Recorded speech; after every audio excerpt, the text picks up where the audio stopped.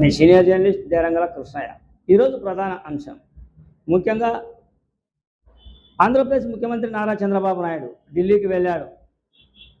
శాంతి భద్రతల అంశంపై హోంమంత్రి అయినటువంటి అమిత్ షాను కలిశారు. అమిత్ షాతో చర్చించారు.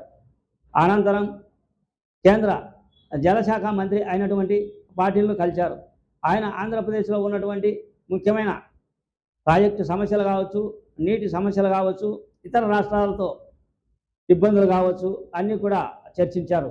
ఎటు తిరిగి ఆంధ్రప్రదేశ్కు జలం అందించాలి అని, ప్రాజెక్టు పూర్తి చేయాలి అని, జలమే మన బలం అని చంద్రబాబు నాయుడు ఢిల్లీకి వెళ్ళి తన గలం విప్పినట్లు ఉంది.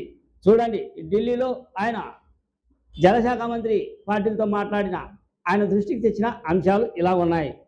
పోలవరం ప్రాజెక్టులో కీలకమైన అంశాలను పరిష్కరించాలని కోరుతూ సిఆర్ పాటిల్కు విజ్ఞప్తి చేసిన సీఎం చంద్రబాబు 2027 గోదావరి పుష్కరాలలోపు ఈ ప్రతిష్టాత్మక ప్రాజెక్టులను పూర్తి చేసేందుకు పూర్తి సహకారం అందించాలని జలశక్తి శాఖను కోరిన సీఎం తొలి దశలో 41.15 మీటర్ల మేర నీటిని నిల్వ చేసేందుకు అవసరమైన నిర్మాణాలను పూర్తి చేయాలని కోరిన సీఎం ఇప్పటికే తాను స్వయంగా 5 మార్లు ప్రాజెక్టును సందర్శించి పనుల పురోగతిని సమీక్షించినట్టు వెల్లడించిన ముఖ్యమంత్రి 2026 ఏప్రిల్ 2 నాటికి కొత్త డయాఫ్రామ్ వాల్ నిర్మాణం పూర్తి అయ్యిందని, గ్యాప్ 1, గ్యాప్ 2లలో కీలకమైన earth cum rock fill dam పనులు కూడా వేగంగా జరుగుతున్నాయని వెల్లడి.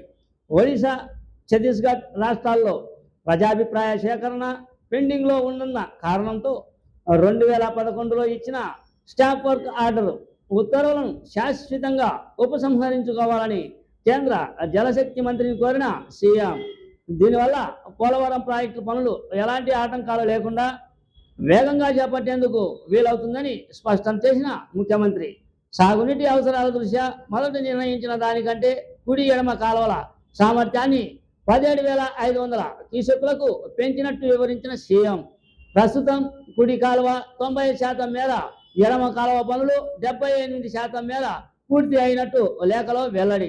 కాలువల సామర్థ్యం పెంచిన మేరకు నిధులు రిమెంబర్స్ చేయాలి అని జలశక్తి శాఖ మంత్రికి విజ్ఞప్తి చేసిన ముఖ్యమంత్రి చంద్రబాబు ఆ ప్రాజెక్టు తదుపరి పనులను సంబంధించి అవసరమైన నిధులను కూడా మంజూరు చేయాలని కేంద్ర మంత్రిని కోరిన ముఖ్యమంత్రి ప్రధానమంత్రి కృషి సీఎం ఛాయ్ యోజన కింద రాష్ట్రంలోని వివిధ పథకాల పునరుద్ధరణ, ఆధునీకరణ నిధులు మంజూరు కోరుతూ లేఖ ఇచ్చిన సీఎం హర్ ఖేత్ కో పానీ కార్యక్రమంలో భాగంగా చెరువులు, కుంటల మరమ్మతులు, పునరుద్ధరణ, ఆధునీకరణ, కాలువల పూడిక తీత, గట్ల బలోపేతం లాంటి పనులు చేపట్టాల్సి ఉందని వెల్లడి.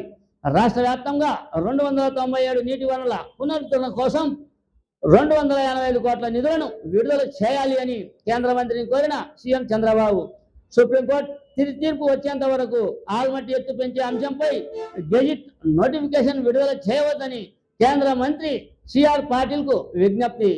ఆనకట్ట ఎత్తును 519.60 మీటర్ల నుండి 524.256 మీటర్లు పెంచితే ఏపీ ప్రయోజనాలకు విఘాతం కలుగుతుందని, ఎలాంటి సాంకేతిక పాలనాపరమైన అనుమతులు మంజూరు చేయవద్దని స్పష్టం చేసిన CM upper Krishna project phase 3 కింద భూసేకరణ, ఇతర సన్నాహ పనులు చేయకుండా కర్ణాటకను ఆదేశించాలని, సుప్రీంకోర్టు తుది తీర్పు వచ్చేంత వరకు యథాతథ స్థితిని కొనసాగించాలని కోరిన సీఎం రాయలసీమ, దక్షిణ కోస్తా ప్రాంతాల దాహార్తిని తీర్చే పోలవరం బనకచెర్ల లింక్ ప్రాజెక్టును అనుమతులు మంజూరు చేయాలని కోరిన సీఎం గోదావరి నుంచి సముద్రంలోకి వృధాగా పోయే 200 సీఎం వరద జలాలను మళ్లించేలా పోలవరం బనకచెర్ల లింక్ ప్రాజెక్టును చేపడుతున్నట్టు వెల్లడి.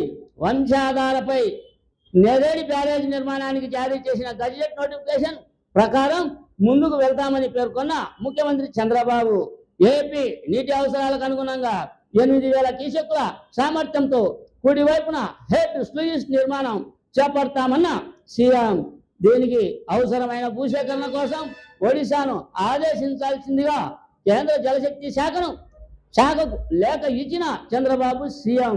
ఇవి ఢిల్లీలో చంద్రబాబు నాయుడు ప్రాజెక్టుల అంశాలు, నీటి సమస్యలు, నీటి వసతులు, ఇతర రాష్ట్రాల ఇబ్బందులు అన్ని వివరించినట్లు సుస్పష్టంగా అర్థం అవుతూ ఉంది. మీ సీనియర్ జర్నలిస్ట్ దేరంగుల కృష్ణయ్య. నమస్తే.